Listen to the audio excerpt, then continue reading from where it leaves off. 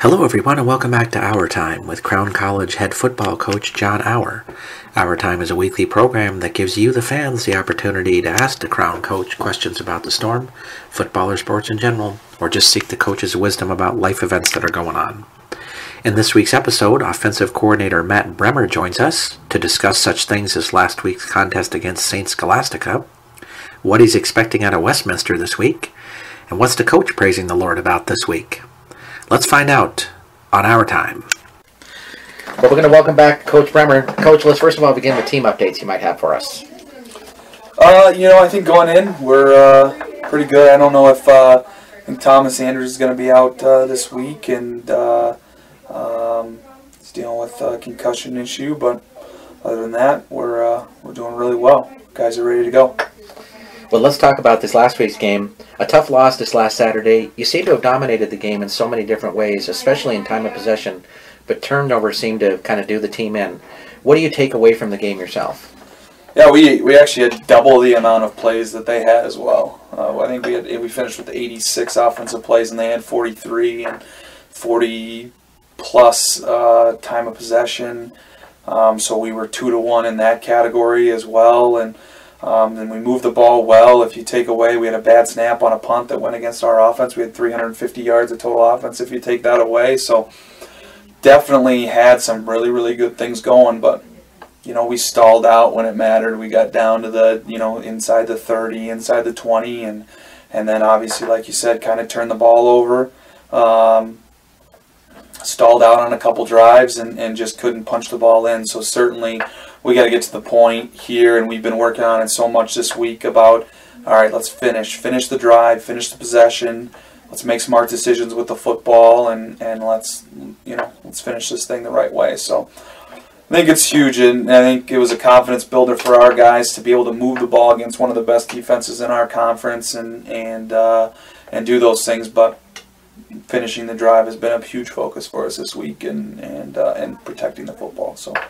You got a chance to see both of your quarterbacks this last weekend. What are you feeling about how well they're grasping the offense? I think they're coming along nicely. I think each one of them kind of presents different things for both of us. Taylor's going to be, the better thrower of the two.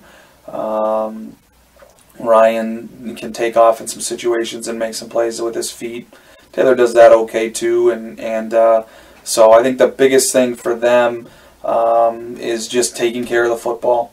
I don't think we have an incredibly difficult offense to master or to grasp, but certainly isn't easy as well. So I think we got to make a little bit. Both of them need to make better decisions under pressure. And we're really working to correct that, find our check down routes, doing those things. So we worked really hard on that this week. You take on Westminster this week, which is a team that's kind of struggled against the pass so far this season. I would assume that's a key for you guys this weekend. Definitely is. I think quarterbacks need to play well, and they need to improve for sure. And that's on me as a coach. That's on them as players, doing a little bit extra, doing things the right way, and being ready to go. So we definitely have talent on the edge, at the receiver spot, and but certainly in the same respect need to establish the run game to be able to set up the pass. I think that's a huge key to us succeeding this week is not only making really good decisions at the quarterback position, but using the run to set up the pass, and then getting the guys the ball on the edge and letting them make plays for us. So far this season, looking at Westminster as a whole, how are you evaluating them? They're a good team. We need to play well this week to win, for sure. They have good players defensively at every level. Number 90 is a really good defensive end for them, plays with his hands well, fast off the ball, explosive. So we need to do a really good job containing him, blocking him, doing those things well. A linebacker number 3 who plays all over the field.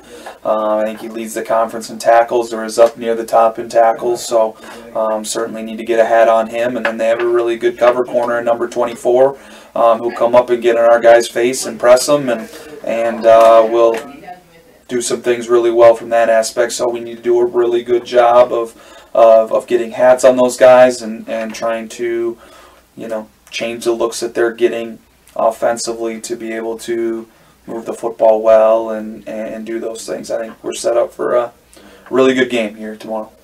In your 5th week here as the coordinator of the team, tell us a little bit about what you think the team is doing well on offense, and what are some areas you'd like to see improved upon?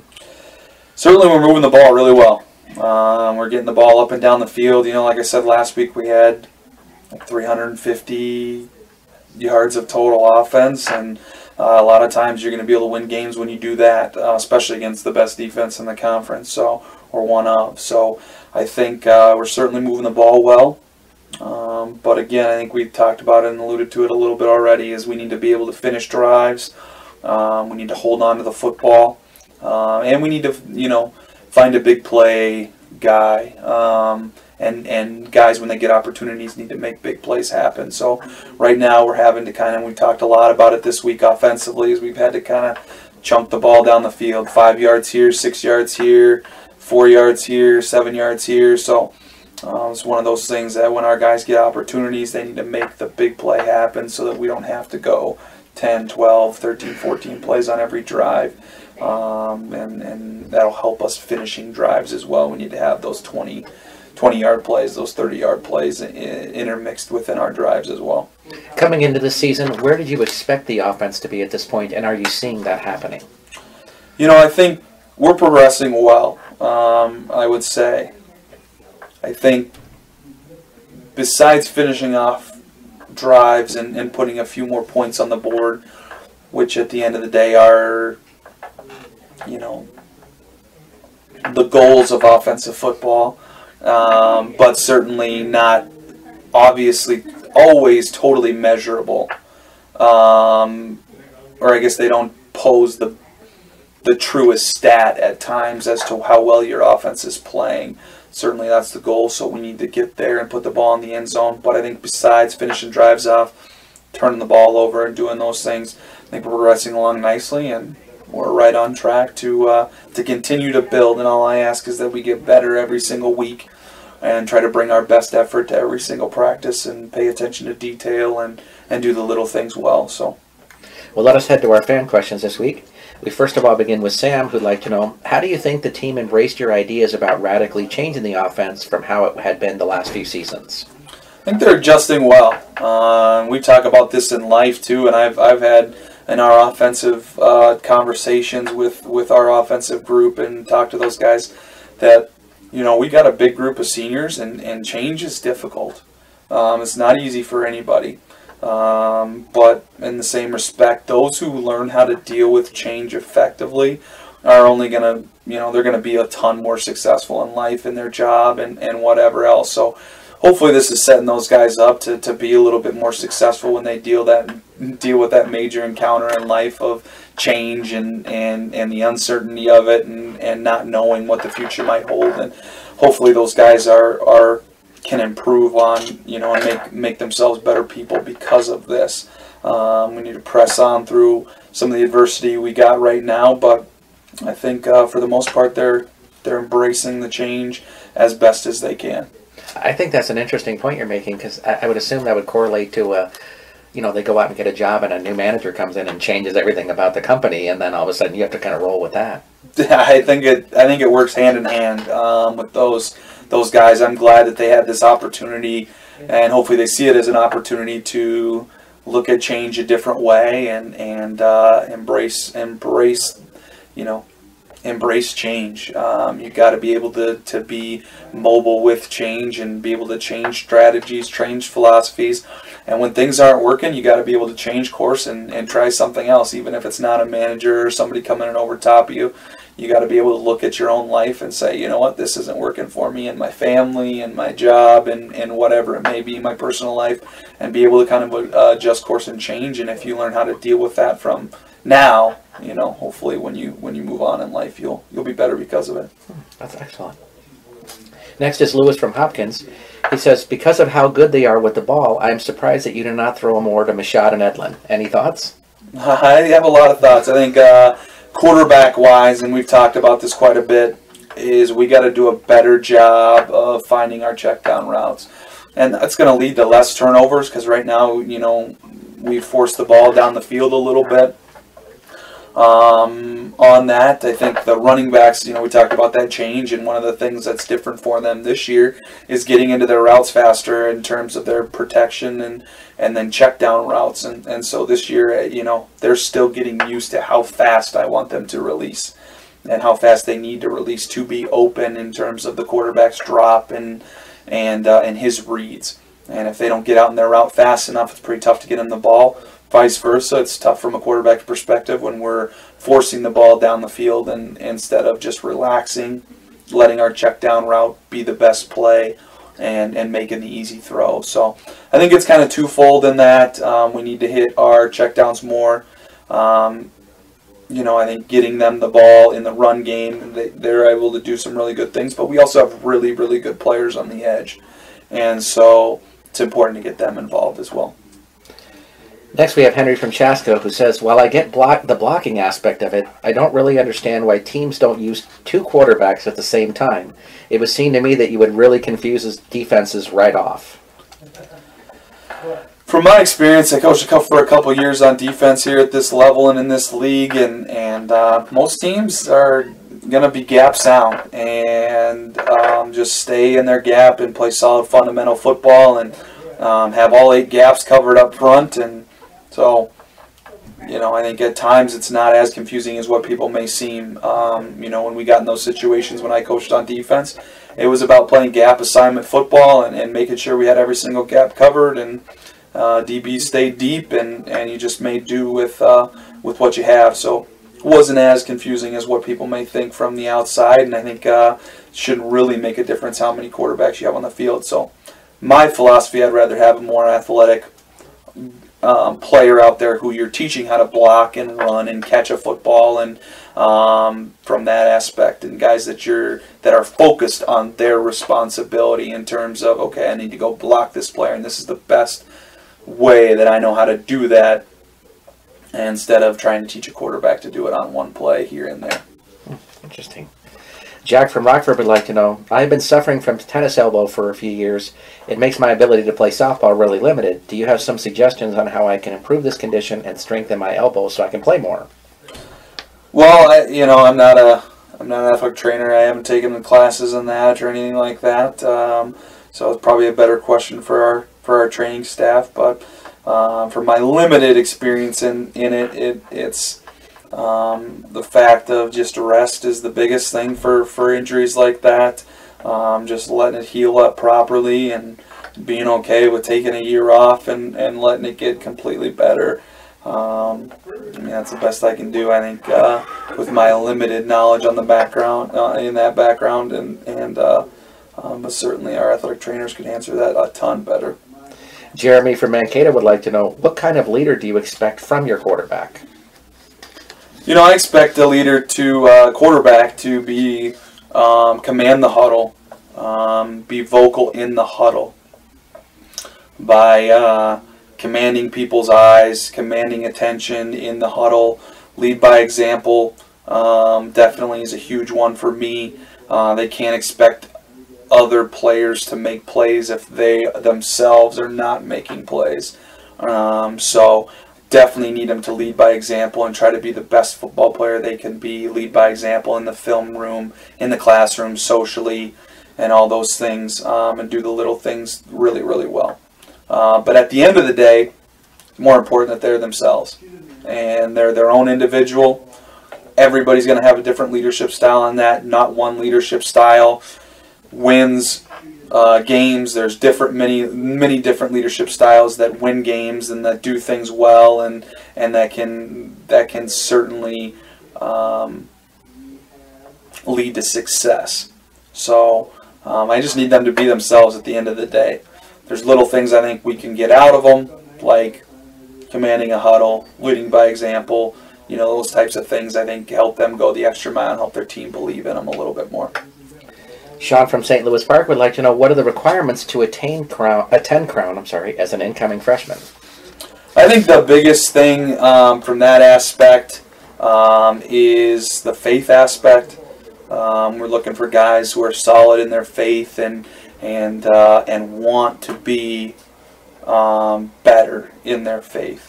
and that want to improve and that want to learn more about that aspect of their lives. I think that's a huge part of it. Obviously, we need solid high school students. This is college. It's more difficult than high school. There's no doubt about that.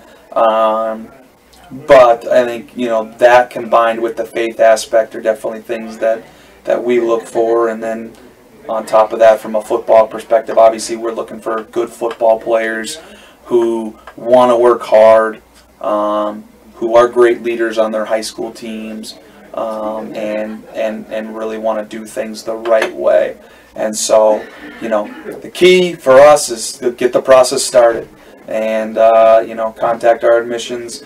Our application's free online. If you go to crown.edu, you can jump on there. It takes you about 5-10 minutes to do that. It's not very difficult to get the process started, but it's about getting that process started if that's a fit for you. Our next question comes from Tammy, who has our Stupid Husband of the Week question. I need some suggestions. I had a baby about 9 months ago, and my husband says I am too fat now. Any suggestions on how I can lose the baby belly and get into better conditioning? It has been a real struggle, and I am not having great success. Well, I can't say I've ever been in that situation. One of the reasons why I got married is so I could let my body go a little bit and do those types of things. So can't say that I'd be a ton of help there, especially without a background in. Coach Sather would be a great person for that question. We may have to pose that again next week. Yeah. Our last part, what are we praising the Lord about and saying hallelujah anyhow to? I think another opportunity this week, for sure. Our guys right now, I think you can look at our deal and our record and say, man, you're 1-3, and you can get kind of down off of that. But I think in that 1-3, there's some valuable lessons that we've learned. We've gained some valuable experience. We've played the two best teams in our conference already, in terms of where they stood last year and where they were voted preseason in our conference. And so we've already played the top two teams in that aspect and gained some valuable experience from them. Found some stuff that we did really well versus those teams and learned kind of who we were and grew up a little bit as a team. So I think as we're sitting here 1-3, we look at that aspect, and then we also look at the aspect, and Coach Auer brought this up on Monday during our team meeting, was the fact that we have 6 winnable football games in front of us. And all 6 of these teams we played over the last 2 years, we've split against. So we're 1-1 against every single one of the teams we have left. And all but 2 of those 12 football games have been within a score, 1-score games. So I think you look at it from that aspect, and I think that's a definite hallelujah, is that we're in this thing. We still have a chance to go 7-3 in front of us and win 6 football games. And, offensively, we talk about this all the time, that you can't win a football game, by thinking that you're just going to be able to win and go in there. You got to do the things right on Monday in the film room and in the weight room, and you got to take Monday as one day and take it as a building momentum block for that. You got to take, and then your next day is Tuesday, and you take that practice and that meeting, and you focus completely on that practice and meeting and getting the most out of it you can.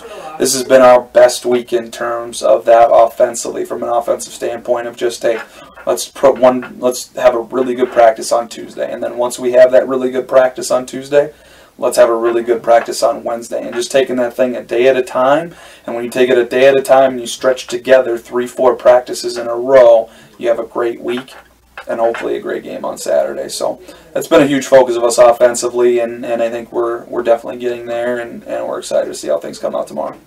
Thanks for joining us this week, Coach. Thanks for having me. So we're going to welcome Jacob Hardy with us. Jacob, let's first of all talk about last week's game against St. Scholastica. You guys really moved the ball well against them. Tell us a little bit about what was working for you. Run game was going really good. I think we averaged like over 5 yards a carry, which is awesome for a game. So we were moving it on the ground well, and we just had too many turnovers and missed snaps and stuff like that to really finish drives. What do you take away from a game like that? Doing the little things right is what's important. Even if you're moving the ball, if you're not doing the little things right and finishing, it's not putting enough points up on the board to win a game. This week you take on Westminster. What are you seeing in them that you think you can have that kind of success against? They're a try-hard defense, but they're a little bit emotional. I think if we get up on them, especially if we run it hard like we were against St. Scholastica and start getting some big whacks, they'll kind of impact them on the emotional level. They seem to be a hype team that they get going when they get going, but if you can smack them in the mouth, they might not respond well. How have you been assessing the team so far to this point? Our team? Yes. Our defense has been doing awesome. Our offense has been moving the ball. We just need to find a way to finish and put some more points on the board. And what are you feeling about for the prospects for the remainder of the year? I think we have a good chance. Coach was saying just the other day in a meeting, all 6 of the teams we have left, we've gone 1-1 with for the last 2 years. So we've beaten all of them and lost all of them in the last 2 years. So we just got to come to each week ready to play and give it our best shot, and I think we'll have a good chance of winning each game. So for those who may not know very much about you, what is your major here at Crown? I'm a social studies education major, and this is my last semester here. And what are you looking to do with that when you're done? That is an excellent question. Still looking. What's something about Jacob Hardy that maybe nobody knows? I don't know if there's a lot of things about me that nobody knows. I love climbing. It's a fun fact. Go climbing as much as I can. And what do you love about being a Crown College Storm? I just love the people here. People really make it. There's good guys all around. Great friends. Awesome. Jacob, thanks for joining us. Yep, no problem. So we're going to welcome Chris Strange with us. Chris, let's first of all talk about last week's game against St. Scholastica. Played really well on defense. What were some keys you were looking at? Some keys we were looking at is they like to do speed option. They run a lot of similar plays as the previous year. So just watching our film and studying them and seeing what they love to do. We knew that they would come out and throw the ball a lot, so we prepped the whole week of watching out for the deep passes. Coach would just lunch the ball up so we can work on attacking the ball high. We knew we had to shut down their run game first to open up them to pass the ball, so I think that's what we did pretty well. Now, this is a team that usually winds up winning the conference in St. Scholastica. You like that kind of competition when you're facing the best of the best kind of thing? Oh, yeah. I love to compete, and I love going against St. Scholastica. I love going against a team like Northwestern, just because they're the top dogs in the conference. So I think playing against them brings out my energy more, and it helped me compete well. And I think that's why every time I play St. Scholastica, I think I've got Defensive Player of the Week. So I just love playing against teams that's supposed to be the top dog, because I feel like that's a point. That's a time where I can prove myself that we're the top dogs in the conference and try to do our best to win. So this week you take on Westminster. What are some things you're looking at defensively that's really exciting for you about? Well, I'm excited because I'm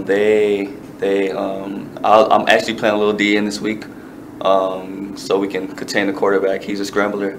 He loves to get out of the pocket, loves to make moves. He got some big runs in the previous game, 60 yards, 70 yards. So we have a game plan to stop him, like a quarterback spy, putting me at the end. I'm actually blitzing a lot more, so that's pretty exciting, so I can get my hands on the quarterback. So, yeah, I think that's what I'm most excited about on defense this week. Now, I know this is kind of an interesting season for you because with the new offensive scheme, the defense has a lot more pressure on them in games. How are you taking that from the defensive standpoint? It gives us, it helps us open the playbook more, where we see all the formations of what we're going to go against in the season. And coach have an idea of how he can prep each game, and have an idea of what plays he'll like to go into each game with. So I think that's a good thing for us, so we can learn, get better, and just see the different options of formations as a defense. I think it's pretty good. What are you thinking about the team's prospects so far for the remainder of the year? Pretty good. We have a chance to win out. It'll be very close. It'll be pretty tough. Last 2 years, I think. Also, we've beaten every team, and we also lost against them. Always close games with whether we won or we lost. So it'll be a challenge, but I think we can pull it off. Now, let me ask you, what is your major here, Chris? My major is sports management and Christian studies. And what do you want to wind up doing with that? I just want to give back, coach, and be a light to kids. You know, one thing I wanted to bring out that fans may not know a lot about is the fact that there have been a couple of players on the team that have been struggling with personal issues that you've had a great influence upon in helping them to sort of get their faith in the right position in their life. What is it about you that you feel like, hey, I really want to reach out and help people in this way? I feel like as men, especially as in freshmen in college, young high school students, I think they struggle with identity. Especially when they get to college, they don't know who they want to be. In high school, you usually, like, especially if you come from a public school, you want to be like others, you follow after people. So I just want to, like, be a light to others and show them, like, hey, like, what the world is telling you is a lie, and how to be a man in Christ is more important than anything else. So yeah, basically just helping people find their identity as fast as possible, because I think that's one thing that once I found out my identity, that I knew the man who I wanted to be. So, what's something about Chris Strange that maybe people don't know?